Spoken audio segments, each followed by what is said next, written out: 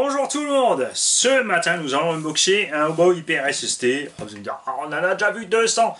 Mais ça, c'est le RTR. Et on va voir, c'est un des derniers RTR, s'il y a aussi déjà une évolution entre le RTR et le châssis qui nous est livré maintenant avec des huiles de suspension et des ressorts un peu plus durs, ou s'ils ont laissé ça à l'ancienne sauce. Puisque j'ai jamais eu l'occasion de vous déballer le buggy, on l'a eu en RTR, mais pas encore le truggy. Alors celui-ci ne vient pas de chez Pavartel parce qu'il ne l'avait pas dispo. C'est quelqu'un qui voulait le RTR en 6S en truggy. Et on va donc voir ce qu'il y a là-dedans. Évidemment, on a toujours la carreau qui fait son effet. Moi j'aime vraiment beaucoup le style de cette carreau. Ce que j'aurais bien aimé par contre, c'est qu'ils fassent différents styles, c'est-à-dire qu'elles ne soient pas toutes exactement pareilles. Mais j'aime bien le mélange des couleurs, la façon dont c'est fait. Après, cette carrosserie manque un petit peu de solidité, je trouve, surtout les pré-peintes, par rapport aux non-peintes. Mais vous en faites pas, on peut évidemment monter de la carreau incassable là-dessus. On a donc évidemment la nouvelle radio. Ça c'est cool, donc une pile très simple d'utilisation, elle a des brides, elle a tout ce que tu veux. Et elle a surtout un capot qui s'est ouvert. Tiens, ça c'est marrant. Donc on jettera un coup d'œil là-dedans. Il n'y a rien qui se balade, c'est bon. Sur cette radio, pour ceux qui ne connaissent pas, nous allons l'expliquer. Tu as ici le trim des gaz, ici le trim des directions. Ici évidemment tu l'allumes et là tu as ton dual rate de la direction, c'est-à-dire le débattement droite-gauche instantanément. Donc si tu es sur un terrain glissant, ça zigzague trop, tu diminues ici. Tu brides ta direction en fait tout simplement, d'avant en arrière. Ici tu as les inversions de gaz et de direction. Et là, ce qui est génial, c'est que tu as le throttle EPA. Séparer gaz et frein, c'est écrit ici front et ici brake. Donc là tu peux diminuer tes gaz en marche avant, là tu diminues ton freinage. Ne pas oublier, quand tu descends sous un certain taux de freinage, tu perds ta marche arrière, suffit donc de remonter un peu le potard pour repartir en marche arrière. Ça c'est pour la voie 4. Ce qui est assez marrant là-dessus, on a un channel 4 alors qu'on a ici on a un channel 3. On a donc ici un interrupteur channel 3 on-off et ici un potard pour une quatrième voie.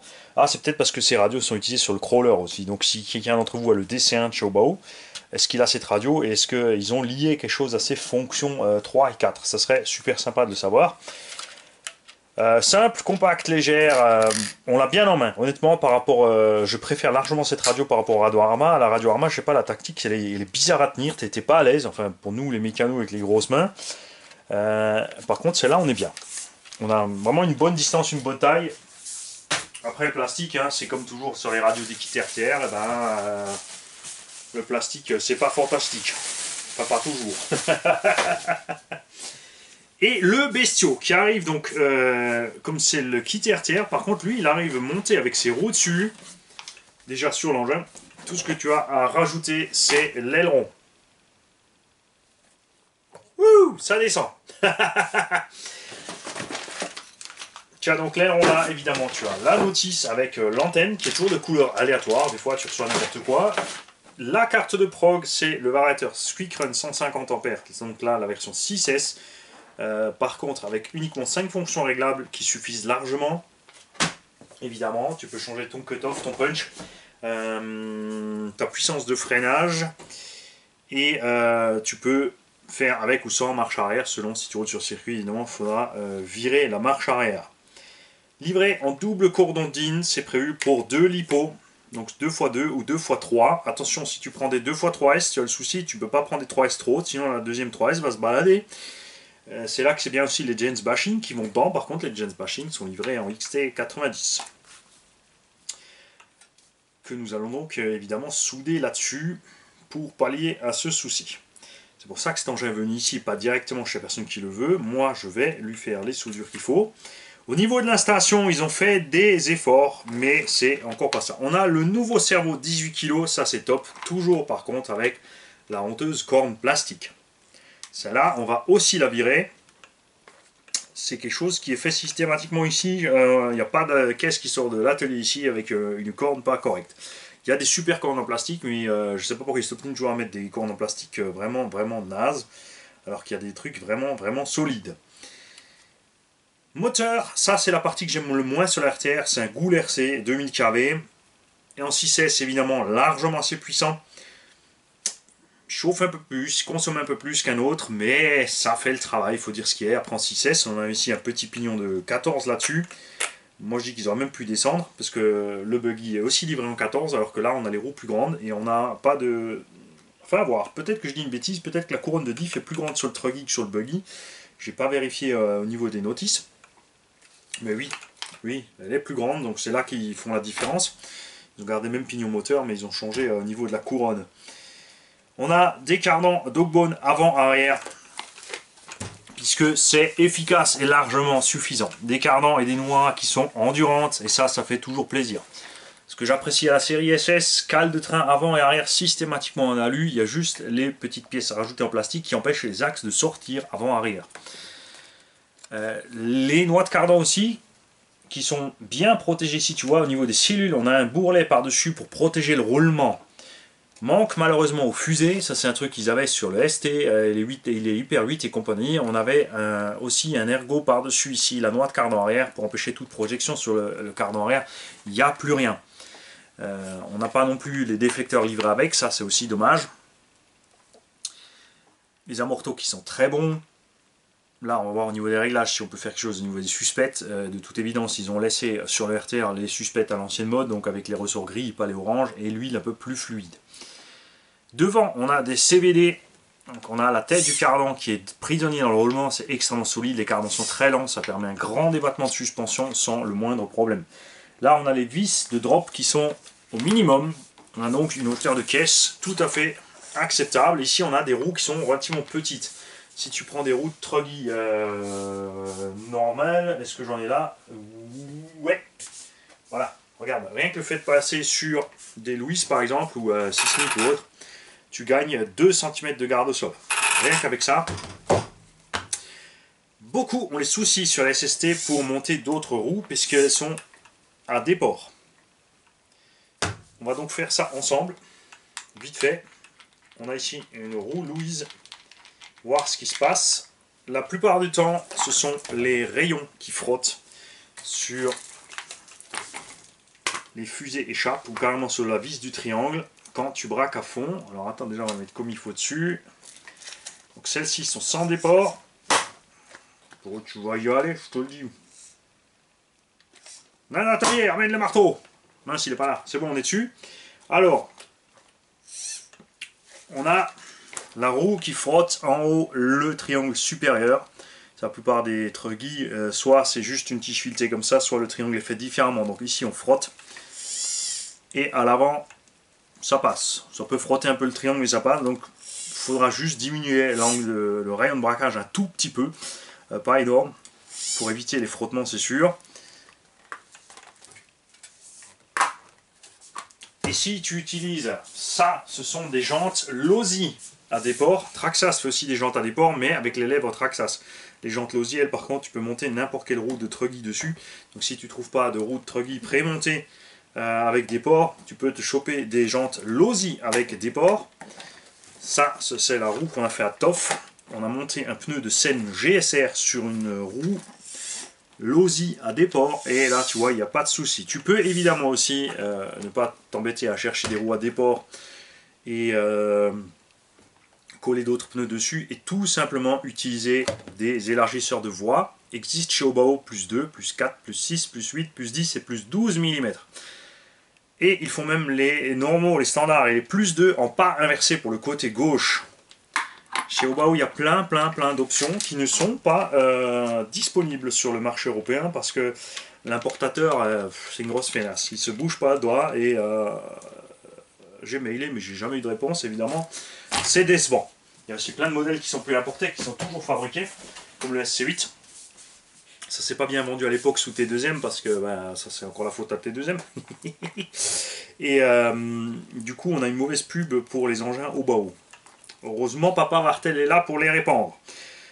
Évidemment, ça vaut pas un MBX8, un Losi 4.0 ou autre, mais à 270 € le châssis à poil. Là, le RTR à 470 € en 6S. On est moins cher que les nouvelles gammes Arma.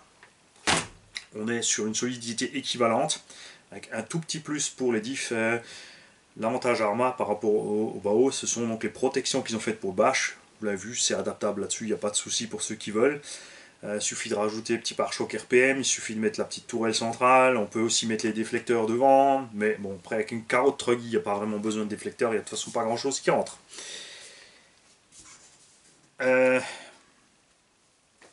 Niveau câblage aussi, ils aiment bien chez Obao les reels. Ils t'en mettent à toutes les sauces. T'en as un là, t'en as un là, t'en as un là, t'en as un là. Après, bon bah ça fonctionne, ça tient. Beaucoup n'aiment pas les câbles rigides sortie moteur. Moi je trouve ça bien parce que bah, tu les plies comme tu veux, ça bouge plus. La façon dont c'est monté, là t'as rien à faire. Tout ce que moi je vais changer, c'est le bouton on-off. Je vais le mettre sur le vario. Comme ça, à l'entretien, tout ce que tu as à faire, c'est enlever les 4 vis sous le cerveau, la biellette de direction, les 6 vis sous les 4 vis sous le bac à batterie, pardon, et tu as toute ton électronique posée dehors. Une fois bien sûr que tu as coupé le rilsan, le moteur tu le sors juste en enlevant les 2 vis. Ça va super bien. Donc cet engin va recevoir des huiles de diff à la place de la graisse. Ça c'est l'autre truc qui m'embête chez Obao. Après d'un autre côté pour les débutants c'est très bien. Quand tu as de la graisse dedans c'est très fluide, donc tu es obligé d'améliorer ton pilotage pour passer la puissance au sol. Dès que les roues ballonnent, c'est que tu es trop brutal, tu lâches, tu reposes ta roue au sol. Donc c'est à toi de faire en sorte que l'engin avance bien. Le fait d'avoir aussi des huiles ou des graisses très souples dans les diffs permet aussi d'économiser beaucoup d'efforts sur la transmission en cas de problème. Si tu es trop brutal, la voiture se lève, il y a une roue qui gonfle, c'est pas la transmission qui force. Donc c'est pas du tout malvenu. On peut régler à l'arrière l'anthrax, tu as des cales, mais pas à l'avant. D'origine aussi, tu vois, c'est un RTR, elle arrive avec des réglages de suspension plutôt bizarroïdes. On a, tu vois, chaque roue un peu à sa sauce. Ça c'est dommage pour du RTR, puisque le RTR étant prévu pour des gens qui déballent le matériel, qui sont débutants, qui ne connaissent pas grand chose et qui veulent rouler. Et là, quand ils sortent ça du carton, ben, ça roule de travers. Ils vont corriger au trim, mais après ils vont bouffer les pneus de travers, etc. De plus, ces pneus tiennent le 4S en 6, ça va devenir chaud. Ce que je vois ici par contre, c'est qu'ils ont changé les jantes. Parce que les vieilles jantes, elles avaient tendance à casser, et là, elles sont hyper méga flex. Regarde-moi ça, un truc de fou. Donc ça c'est bien. Si tu roules en 6, un petit trou par pneu pour éviter aux pneus d'éclater, c'est clair. Sinon, ça va vite être adios le pneu.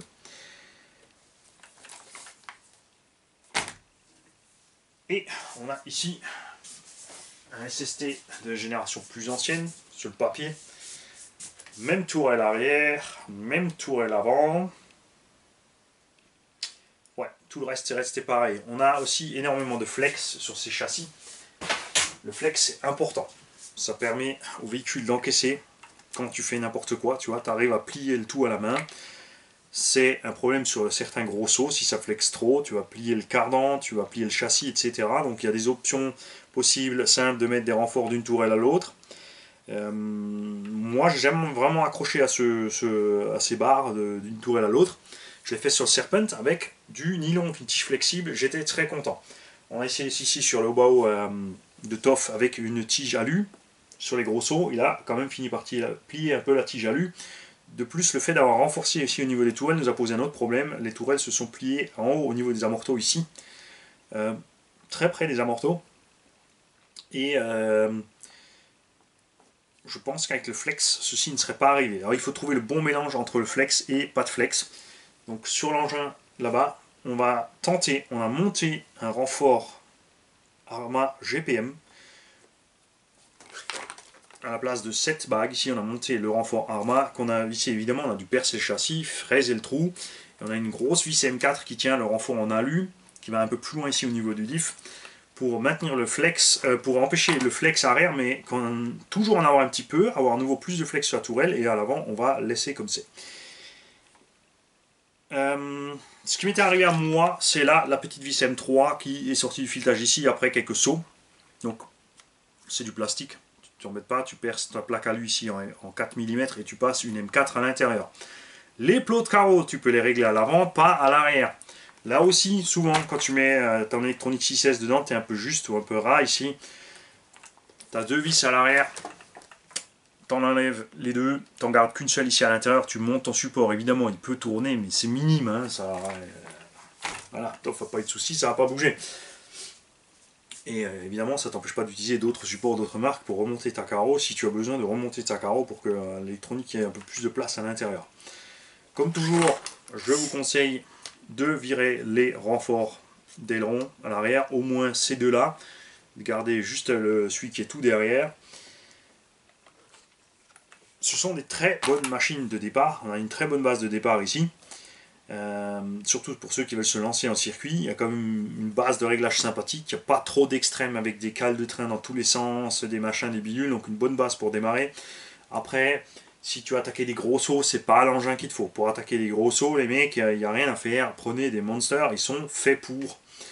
Enfin en général, pas tous. Hein. Ouais, ils ont des soucis. Hein. BXRMT...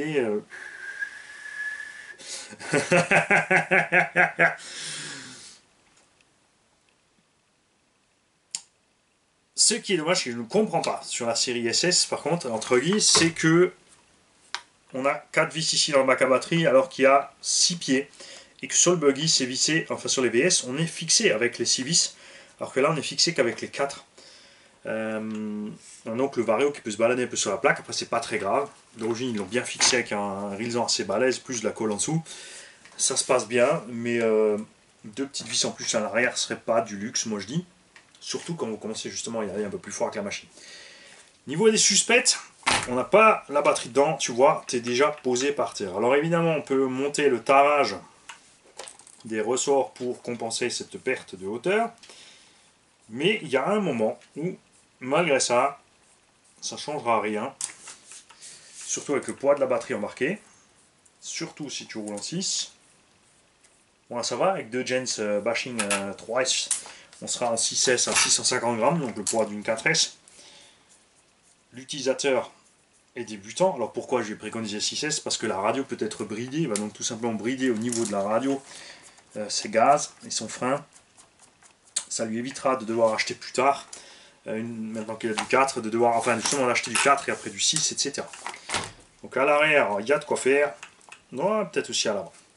Ce que moi j'ai souvent fait en fait maintenant si tu pars reste sur cette base pour pas trop se compliquer la vie à chasser les ressorts, les machins, les bidules, c'est juste passer de l'huile un peu plus dure à l'avant. Enfin perso parce que je préfère rouler, on a le poids devant donc la suspension va un peu plus dure. Comme j'ai déjà expliqué, tu accélères, tu es comme ça, donc la suspension se détend, elle peut donc travailler sur les petits chocs, tout encaisser ce qui vient dans le terrain. Au freinage, elle va pas trop squatter de l'avant, au atterrissage des sauts, elle va pas trop s'effondrer. Par contre, à l'arrière, tu restes souple parce que comme tu accélères, tu es déjà en appui, mais il faut garder la souplesse pour encaisser justement les mêmes contraintes que prend la suspension avant sur les trous. Sur beaucoup de cas, les suspensions sont réglées plus souples devant que derrière. Ce que ça change à la conduite, c'est que si tu es plus dur à l'avant qu'à l'arrière, tu vas rester plus souvent en liaison avec le sol, surtout au niveau des freinages et des virages. Tu vas arriver dans ton virage avec une huile relativement ferme, le véhicule ne va pas trop s'effondrer de l'avant, c'est donc l'arrière qui va monter un peu, mais tu vas rester puisque tu as ce débattement, tu vois, libre. Hein. Et si tu mets plus souple à l'avant, ce qui va se passer dans le virage, c'est ça. Tu vas tourner sur 3 roues, ça rend le véhicule beaucoup plus maniable dans les virages. Par contre, gaffe justement atterrissage des sauts et gaffe dans le gros tout-terrain. Donc là aussi, c'est à chacun de trouver un peu la mesure. Là, je pense comme il vient d'origine avec les graisses partout et les suspensions relativement souples, c'est pas mal du tout pour se lancer. Tu vois, comme il est là, comme ça, sur un circuit, tu es déjà bien parti une fois que tu as réglé tes trains. C'est pareil, les trains, tu règles ça à l'œil, tu t'amuses pas à te mettre au millimètre, tu as vu le flex des jantes, le plastique flex sur les coups, et la motricité fait vibrer les roues, enfin il y a plein de choses qui rentrent en compte. Au début, te complique pas la vie, fais pas trop difficile, tu règles à l'œil et t'es parti. Ça ne devrait pas poser de problème. Celui-ci, on va lui mettre la corne à lu, les huiles de diff un tout petit peu plus dures, sans exagérer. On va laisser, je pense très certainement lui de suspension arrière et ouais, peut-être qu'à l'avant on va passer sur du plus épais. Au bas, à le temps, ça met du 300W, donc à peu près 350 CST. On passera peut-être sur du 5 ou 600 à l'avant. On va laisser l'arrière et comme ça l'engin devra avoir une assiette pas mal du tout. Et ensuite, libre à l'utilisateur, évidemment, s'il veut remonter ses suspects, de changer les ressorts, puisque ça va très vite, ou autre. Et si, évidemment, tu as besoin que je te fournisse les ressorts, ou si tu ne sais pas où les trouver, tu me contactes, on fera ça ensemble, il n'y a pas de souci. Alors, je suis content parce que bon, avance un petit peu quand même les choses. Par rapport aux premières versions RTR qu'on a reçues, c'est monté plus soigné. Dommage qu'on ait toujours les trains réglés n'importe comment. On a toujours le câblage un peu qui part aussi un peu. Hein. Ça pourrait être un tout petit peu mieux que ça quand même. Mais ils avancent, ils avancent. Avec le MTE, ils ont créé une chaîne maintenant. Bao a fait une chaîne YouTube et ils ont aussi sur Facebook. Ils prennent de plus en plus rapidement compte des avis des clients, tout comme le fait depuis longtemps Team Magic et Arma. Surtout Team Magic, ils ont commencé avant Arma, Team Magic, qui sont vraiment à l'écoute des gens et qui font évoluer assez rapidement leur modèle en général.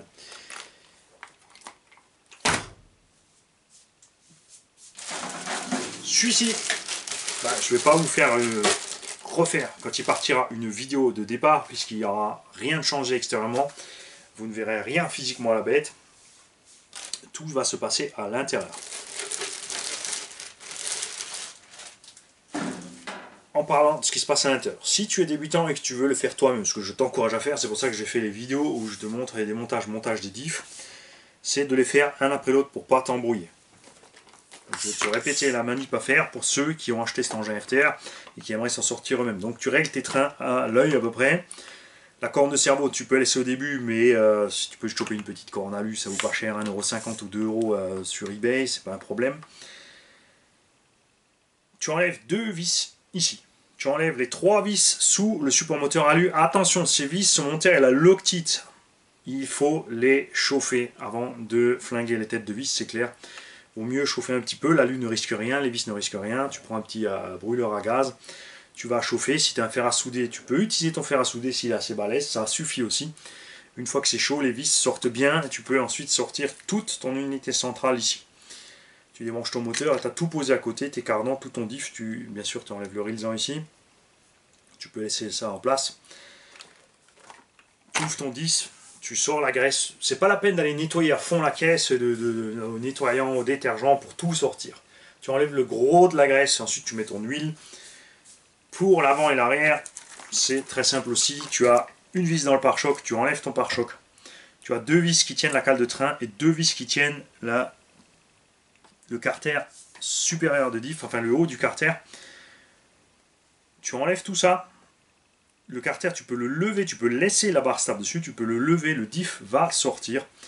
Si tu as, par contre, excuse-moi, j'ai oublié un truc, c'est qu'il faut juste enlever au moins un axe de suspension. C'est peut-être plus simple d'enlever les deux, puisque devant tu as les CVD, les cardans ne tombent pas, donc tu ouvres tout ton avant, tout est posé à côté, tu sors ton diff. Pareil qu'au centre, tu changes ton huile. À l'arrière, c'est la même manip, sauf que tu n'as pas de CVD. Tu as des dogbones, donc les cardans vont tomber. Il faudra un tout petit peu plus de dextérité pour remettre le tout dedans, mais franchement, ça va vraiment bien. Tu serres surtout pas trop fort les vis de diff. Tu fais attention au joint torique qui est autour du diff. Pour le mettre, tu ne le tiens pas d'un côté, tu le roules dessus. Il faut bien l'écarter. Jérôme, tais-toi. Tu l'écartes bien et tu le glisses sur le diff, parce que sinon il va foutre le camp au moment où tu remets ta couronne dessus.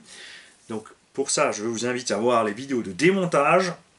J'ai toute la manip détaillée dedans pour arriver facilement à ces diffs et changer ces huiles de diff. Pour la dureté, je te conseille de n'écouter personne au début, tout simplement. Ça sera peut-être un peu plus coûteux, ça sera peut-être un peu plus laborieux, mais ça te permettra à toi d'être à l'aise. Selon si tu pilotes en 4 en 6, ça change. Selon ton terrain, ça change. Selon tes pneumatiques, ça change. Donc le plus simple au début, c'est de partir sur des huiles pas trop épaisses. Pas trop fluides non plus. Hein, là, c'est sympa avec la graisse et tout, c'est très fluide au début.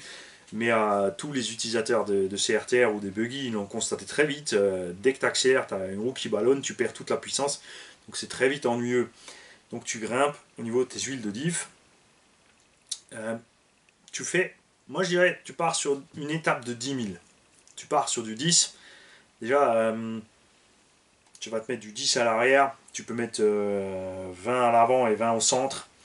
Pardon, l'inverse. Et ensuite, tu peux, selon l'utilité, où tu mets 10, 10, 10. Ensuite, tu mettras 20 à l'avant, 30, 40, 50, jusqu'à trouver l'endroit où tu es bien sorti de virage et que tu perds pas trop de puissance. Pareil au centre. Perso, je te conseille de commencer au centre, mais tu n'es pas obligé. Tu peux commencer par l'arrière, par l'avant, tout ce que tu veux. Chacun doit trouver ses mesures. Et je le répète, n'écoutez pas les gens qui vous disent il faut faire comme ça, je suis meilleur, je sais ce que je fais. Ça, tu les écoutes jamais. Tu écoutes ceux qui te conseillent les choses, qui peuvent te dire par exemple moi je roule avec ça ou ça, et surtout qui peuvent te faire essayer. Le gars qui va venir chez toi, il va te dire voilà, moi j'ai de la 20 000 au centre, 10 avant, 5 arrière, et c'est ma caisse, qu'est-ce que t'en penses? Tu vas la rouler, tu vas dire ah ouais, c'est vrai que je suis beaucoup plus à l'aise avec la mienne, et là tu pourras te dire voilà, je vais partir sur cette base pour faire la mienne. Si c'est trop dur pour toi et que tu glisses trop, que tu n'es pas à l'aise, tu sauras que c'est trop ou que c'est pas assez, et voilà. Faut vous trouver des gens qui partagent avec vous et qui vous permettent de découvrir les choses. Il ne faut pas partir sur des gens butés qui vont vouloir vous imposer des choses. Parce qu'après, des fois, vous vous réveillez beaucoup trop tard. Souvent après avoir été dégoûté de certaines choses et vous dire ah, ça marche pas comme je veux, je laisse tomber, je vends ma caisse. J'ai récupéré plein d'engins comme ça ici dans l'atelier de gens qui me sont dit ouais, je la vends parce que machin, gna gna. Ils sont arrivés là, j'ai fait les réglages, j'ai renvoyé le véhicule chez les propriétaires et ils ont redécouvert leur machine. Ça marche pas toujours. Hein. Ça dépend des gens. Chacun, comme dit, a son feeling. Il y en a qui voulaient finalement totalement autre chose que ce que j'avais préparé. Et c'est grâce au fait que tout le monde m'envoie les retours, content, pas content, c'est très très important pour moi, qu'on peut tout simplement améliorer la chose pour chacun. Puisque il y a quelques années, quand je commence à faire des machines pour les autres, je ne les réglais peut-être pas du tout pareil que ce que je fais maintenant, où je prenais moins en considération certaines choses, où j'étais tout simplement pas encore, j'avais pas assez d'expérience pour poser les bonnes questions aux gens. C'est quelque chose que j'ai développé avec le dépannage. J'arrive au téléphone à localiser les pannes parce que j'en ai fait des milliers et des milliers et des milliers et des milliers. Et c'est que avec les bons retours, avec la bonne discussion, avec les bonnes questions, avec les gens qui ont les pannes, ou maintenant en RC, les gens qui pilotent les RC, euh, qu'on arrive à se mettre d'accord. Il y a beaucoup de choses qui rentrent en compte, comme dit, le poids du véhicule, la surface sur laquelle il est roulé, pardon, l'expérience du pilote, pardon, l'expérience du pilote, la surface, les pneumatiques. L'idéal étant toujours maintenant, on a un outil génial qui est la vidéo. Tout le monde, enfin la plupart des gens, manient pas. ont un smartphone. Enfin, j'en ai aussi un, mais je m'en sers pas pour faire systématiquement des vidéos et des photos. Donc les vidéos et les photos, ça aide énormément, surtout les vidéos. Si quelqu'un peut vous filmer pendant que vous roulez, et ensuite vous avez la vidéo pour me dire, ah là, tu vois, là je suis pas à l'aise, ici, dans cette portion-là, sur ce terrain.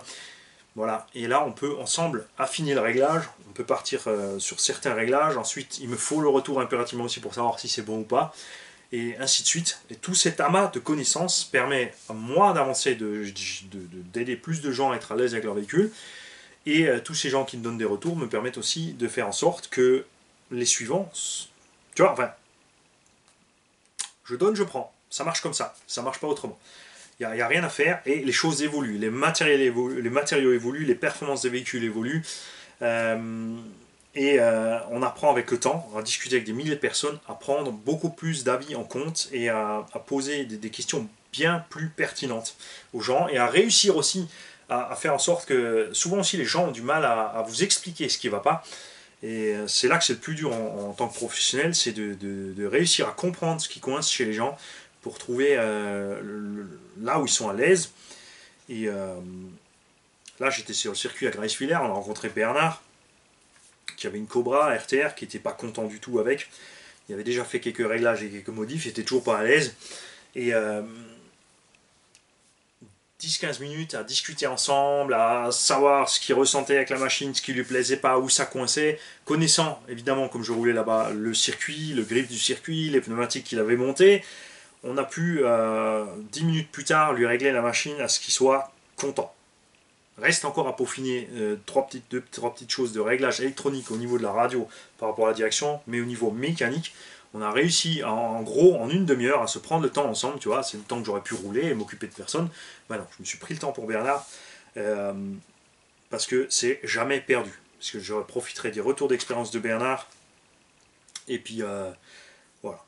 C'est des choses qu'il ne faut pas faire si tu n'aimes pas faire, mais il faut être clair au départ avec les gens. Alors il faut leur dire écoute, moi je viens rouler, parle à ma main. En tout cas, j'espère faire un euro de plus.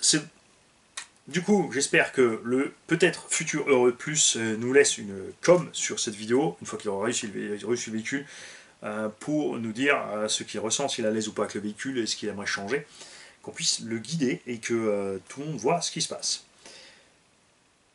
Je souhaite à tous une belle journée. Je sais, je parle trop, mais c'est comme ça. Je parlais le jour, je parlais la nuit, je parlais partout, je parlais toujours. J'aime ça parler. N'empêche qu'il y en a un la dernière fois qui a fait la réflexion sur le circuit, il a dit ok, Mani il parle vite, il parle beaucoup, mais la vache il répare tout aussi vite qu'il parle. Et tout comme quand il parle, t'as rien compris, mais ça marche. Salut papa.